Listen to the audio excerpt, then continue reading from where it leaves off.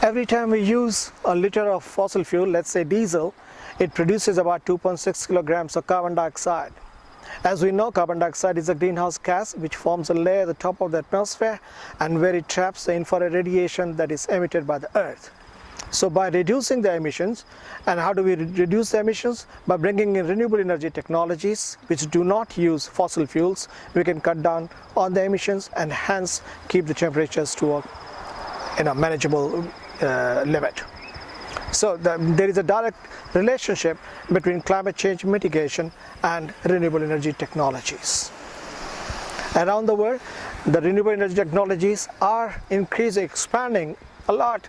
At the moment, about 75% of the electricity in the world is produced by fossil fuels, but 25% are renewable, and the idea is to increase the renewable part by a large percentage.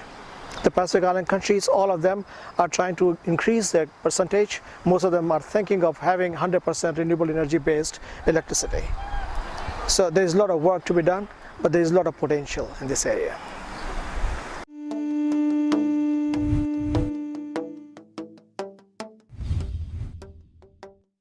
The Pacific is going towards renewable energy technologies, but why is it doing it? Because Pacific faces what we call the energy trilemma.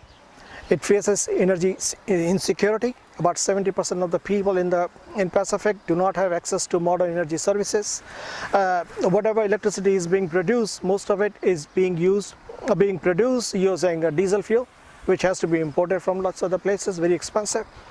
And third one is, of course, the climate change impact challenges. So these three things together form the climate change trilemma, the energy trilemma, and what Pacific Island countries are trying to do is to move away from the fossil fuel based energy and electricity generation and towards renewable energy technologies. Now, as you would see, there are a number of technologies that could be used, the resources we have. Mostly the solar is obvious, it's everywhere. Wind is site specific, certain places in the Pacific are good, but not everywhere. Biomass, again, is possible in lots of places, like in Fiji, sugarcane and other biomass is being used. And then geothermal, some places geothermal is available, like in Papua New Guinea, the large amount of geothermal is available, so they are using geothermal. And in future, we would have ocean energy. That is in future.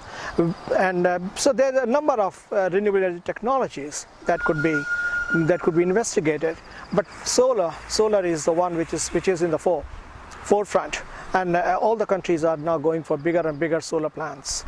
So I would say at the moment solar is number one, and followed by maybe biomass and hydro. I did not mention the hydro, but hydro of course is again very country specific. It's only Fiji and Papua New Guinea, Solomon Islands, Melanesian countries, and plus Samoa could use hydro.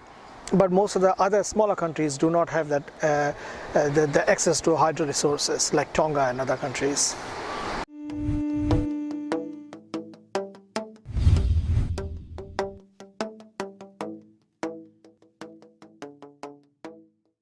At USP, we are engaged in a number of renewable energy projects, mostly solar energy based. And as you can see, we are standing here at Lower Campus, and this is a 45 kilowatt solar PV system. And this is connected to the grid.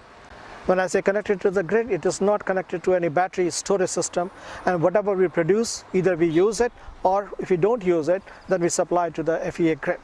And this is the future of the photovoltaics in Pacific. So lots of places we have these kind of grid connected systems. Like here we have 45 kilowatt, other places you could have 1 megawatt or 2 megawatt. We have also done a lot of standalone or off-grid systems. Well, for lighting in the remote places, if you go to remote areas in the Pacific where there is no electricity or they are using generators, small solar systems can provide the solution. So we are doing that, small solar systems for remote areas.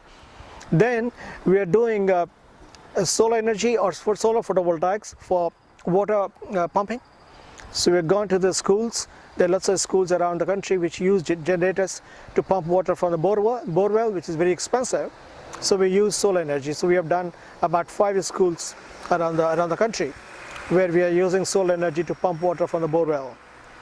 Then we have gone around the country again, and now we are using solar energy for income generation and for sustainable development. So we are looking at SDG 7 and how SDG 7 can support other SDGs. So we have done about 5 projects again in the remote islands in Fiji, where we are using solar energy to create refrigeration.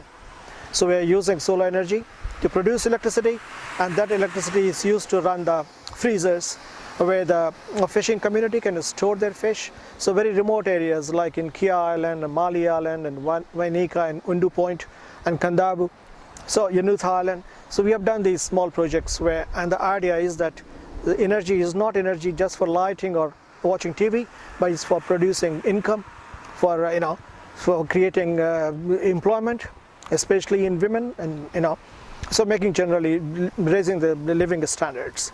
So these are some of the projects that we have been doing, and then a lot of research is being done by other colleagues.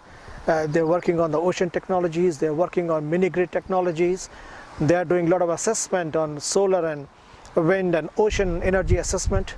So there is a whole lot of things that I and my colleagues are involved in. So we are very pleased to be of any other work that people will be interested in. So we talk to our regional partners, we talk to our USP member countries, and we see that how we can do some research that would be useful to our members. Like we did recently, we did a research on Kiribati, because where the solar is being connected to the grid, but if we are not careful and there's a lot of solar which is intermittent, as you can see, then the grid, it can create problems with the grid. So our master's project was based on that kind of work. So what I was trying to say, that we work with the communities, but we also work with the member countries to work on the problems that they face and find solutions through research.